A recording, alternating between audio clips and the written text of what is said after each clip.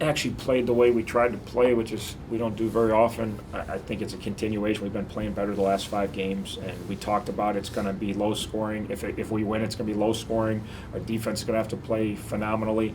Our offense has to not turn the ball over and give us a chance to win. Even as bad as the first half was offensively, we couldn't get a first down. We didn't turn the ball over, and we're right in the game. And that's why I told them at halftime, like, the difference is we've played just that bad in other games, but we've turned the ball over and not given ourselves a chance.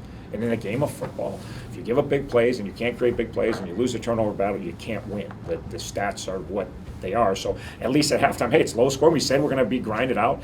We challenge the offense. We're going to start running north and south at them. And obviously the second half was we ran power right at him, and it was very effective, and Zoe did great, and the O-line did great, and Spencer chipped in a little bit, and Kenny chipped in, and besides the one fumble that set up a short field and a touchdown, the defense was dominant. We lose 3 guys that have started every game this year, on our defense, and we lost Heath Harding early in the year, who was our best cornerback by far, and we were down at literally to 2 inside backers for a couple snaps when Junior got poked in the eye. We only had 2, we're going to put, I don't know what we were going to do. We literally didn't have anyone else to put in the game. We were that beat up at linebacker, and no Ken Kern, no Bucci Okafor, no TJ Williams. Dominated the run game all day, dominated the pass game all day. They did a nice job. They bounced the run, which they got tailbacks are good at bouncing. They bounced it, and our corner jumped inside and handed them a 30-yard touchdown, brought out our defense. And then Caleb made some big kicks, obviously, to keep the game in a tie position. Their kicker made both his, which was huge for them, but our kicker made that 48-yarder was huge, and the other kick, those points. And again, even I was proud of us. We got the ball at the 31 and we didn't go backwards. At least we had a chance for a 48-yarder. We're 90% of the time we don't get a field goal attempt off because we get a sack, we do something, we turn the ball over.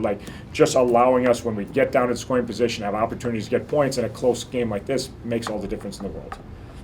You talked about being conservative offense because keeping the game close that way, but it's easy to do that when the defense is playing as well as it was. What did you guys do to really slow them down? Yeah, we felt like we stopped the run. We've been good against the run. Our stats don't always bear it out, but when we play the right way, we can stop the run. And then we did some things like everyone's doing. We had 10 games on him sharp. And then they got Michelle back, who's a really good player too, along with 33. But then Michelle got knocked out of the game again, so I don't know what's up with him, but he's been hurt.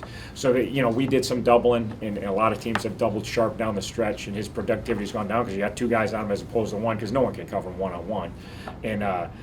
But the key is stopping the run. We got to stop the run. We got him into what we knew that it through, and we played a lot of pass defense. And the key to us in the second half offensively is how we got Rowe going. Is we actually run the ball and we got him into some run.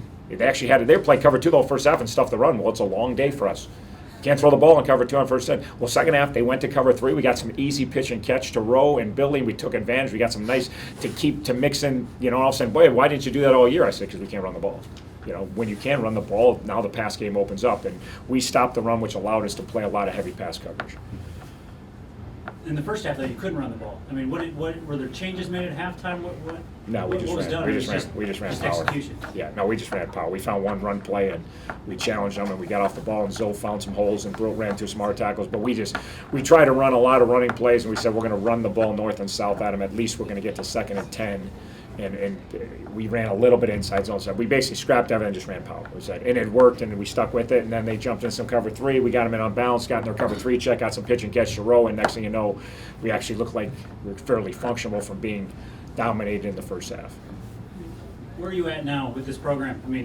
Get your 3rd win this year. Some people would say, wow, 3 wins is nothing. But really, where this program has come, right? It's excited. It's a lot of work. I'm excited. I'm at Miami, but I'll say 50% more wins than last year, which not too many teams in the country get 50% more wins than last year. That's hard to do. It's really hard to do if you get 8 wins. You got to get 12. When you get 2, 3 is 50% more. So that's the starting point. We won 50% more games. We keep doing that. We're going to be pretty good here in 7 to 10 years.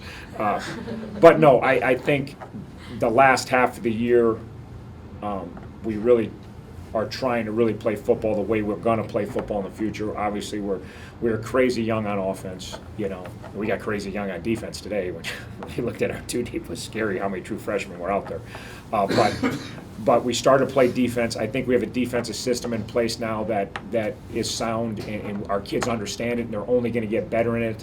I think they understand that we can play the run if we do the right things, and then we got to get better at pass coverage, which I think we did towards the end, but we know we got a ways to go there.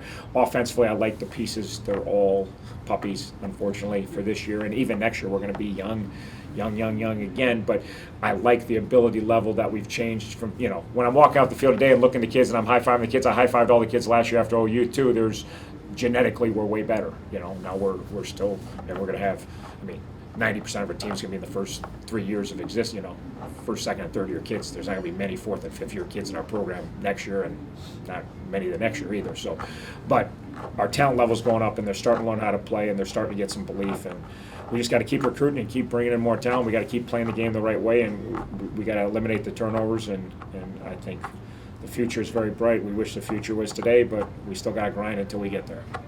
You were a 2-9 team coming into the game. Now you're a 3-9 team. Am I correct? Yes, that's way better. Yes. When you're playing UMass, who's also a 2-8 team, what's the matchup like? What's your thoughts going into the game? How do you prepare for a game like that? Yeah, it's not so bad. In this league, there's like four teams, maybe five, that are kind of cut above the rest of us.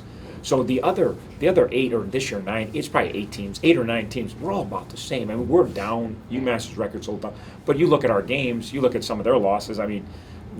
We have 2 or 3 wins. We easily could have 5 or 6 wins. Could we have 8 or 9 wins? No way. No way. We're not. There's a cutoff, but the cutoff's 13-team league. I know it's going to 12, but it's like 9 guys down. So these are all, whether we were playing a team that was 5-3 in the league or 3-5 in the league, it's about the same game. Yeah. Playing a couple of those top teams. So to me, that's all of us jumbled in this group are trying to figure out how to beat those bottom 9 and get to be the best of bottom 9, and then start to pitch and chip away at the top guys. So to me, it's, you look at 2-9, but he barely beat Akron, or barely lost to Akron, barely beat OU, or barely lost to OU, barely beat. Most of the games are pretty competitive in this league. So, it's not like, well, they're no good and we're no good. No, we're in that second tier of teams, and if you look at the games, they're usually pretty close. As you know from following UMass, they played a lot of close games, and we played a lot of close games.